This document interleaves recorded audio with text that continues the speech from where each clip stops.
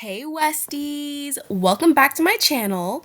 And today we are going to be reviewing Shadow High versus Shadow High, Rainbow High Season 4, Episode 2. I have to say, I'm really impressed with this episode. It does a lot in a short amount of time, and I feel like I'm glad we're finally getting like an actual episode compared to like a prolonged trailer, which the last episode basically was.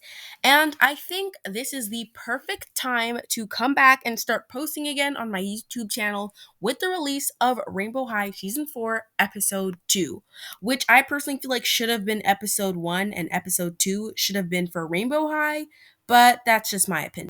Anyway, let's get into the actual episode. So, today's episode actually confirms a lot of my theories, in which, yes, Sunny and Luna are actually the hosts of Project Rainbow.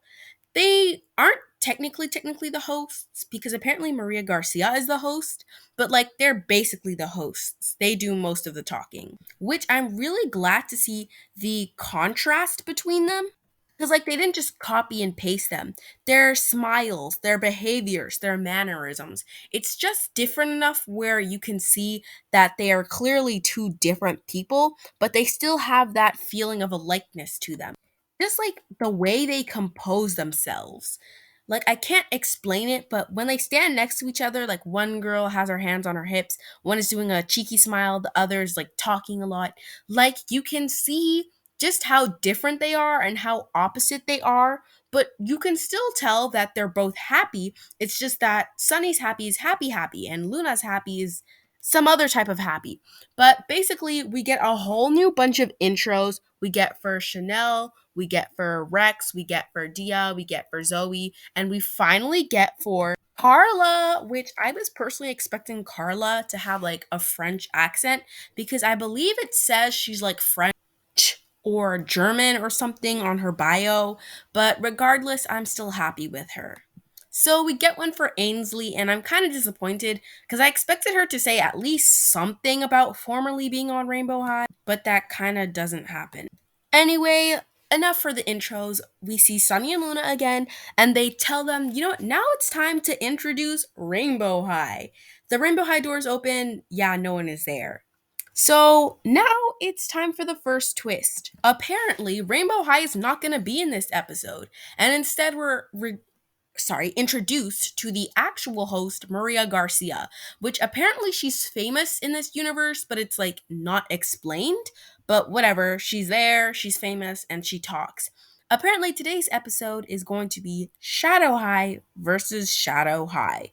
So, Shadow High is going to be working to design their own, like, original concept that's supposed to be their own. It's just supposed to show who Shadow High is at their core. It's like Shadow High school spirit. It's for them and for them only, which I think Rainbow High did something very interesting here. Unlike things that have happened in season 3, they finally made a plot twist that's actually surprising and that you didn't see coming, but that actually makes sense in a way.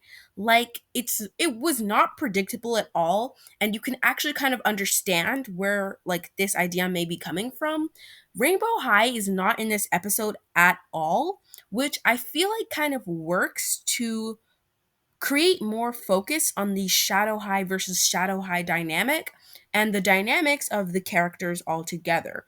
Because I feel like after watching this episode as a whole, if they had Rainbow High versus Shadow High in this episode, I feel like it would have been a blurry mess. Because I already feel like today's episode has very good concept but was kind of rushed, and if they added even more characters on top of it, it would have been an absolute mess.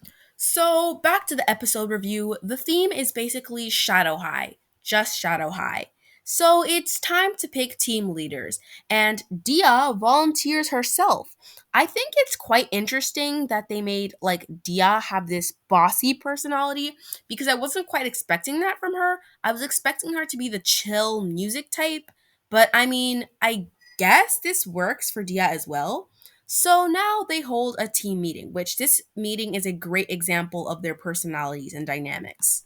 So we start the meeting, and Dia's already pitching her idea Shadow High School Spirit. Zoe tries to say something, but she shushes her, once again showing that Dia is kind of a brat, which, once again, was not expecting, but I guess it kind of works. So her idea is this school spirit sweater. The take is supposed to be school spirit sweater, but Shadow High esque. Chanel points out that it's giving very much basic, something that Rainbow High would do. And I mean, personally, I feel like she's not wrong. The only thing that's edgy about this sweater is basically the fact that it has like a grayscale color palette and there's a moon on it. Other than that, pretty basic. So I have to agree with Chanel here. Also, I love like the theatrics, how dramatic she is, talking with passion about a basic sweater. So, like, Chanel's a dramatic person. It's something that she would do.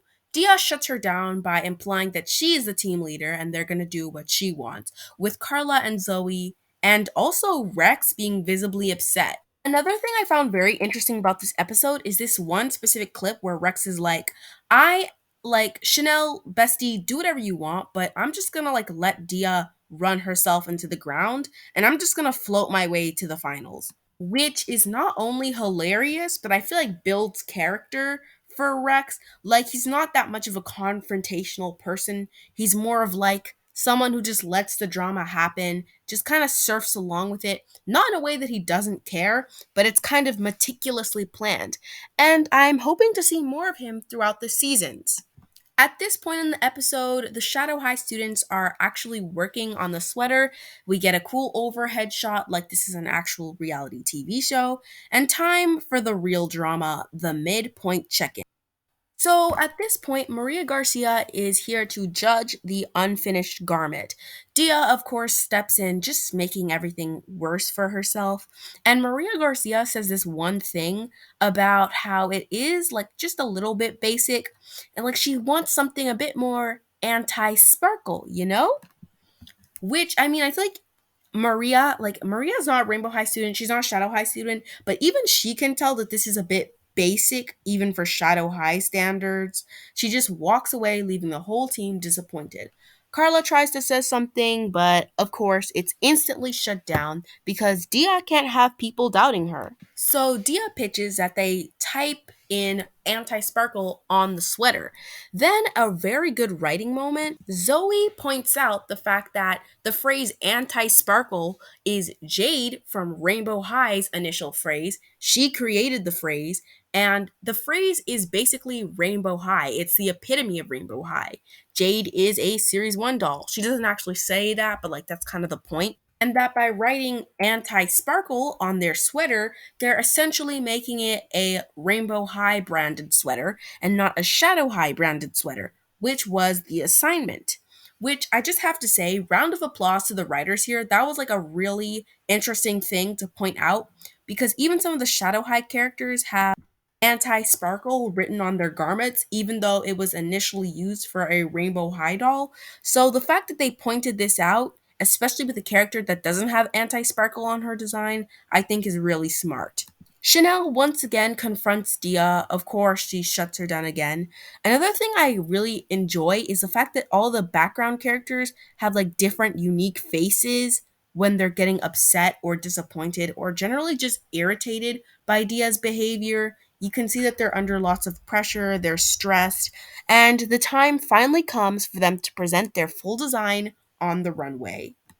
You can see all the disappointment the students have and how they feel like they could have done so much better, but at the end of the day, it was basically just a rushed piece to please the alleged leader. So the design is presented, and honestly, it's just a basic gray sweater that just says Shadow High, Anti Sparkle, 2022. Maria notices that they took her statement literally, and personally, can we just talk about how basic this sweater is? Like, the timer they spent to make this was 8 hours. You mean to tell me they spent 8 hours making this sweater? Like, don't they have sewing machines? Like, I, my vibe with this is just Chanel. Like, Chanel's face just explains my irritation toward this.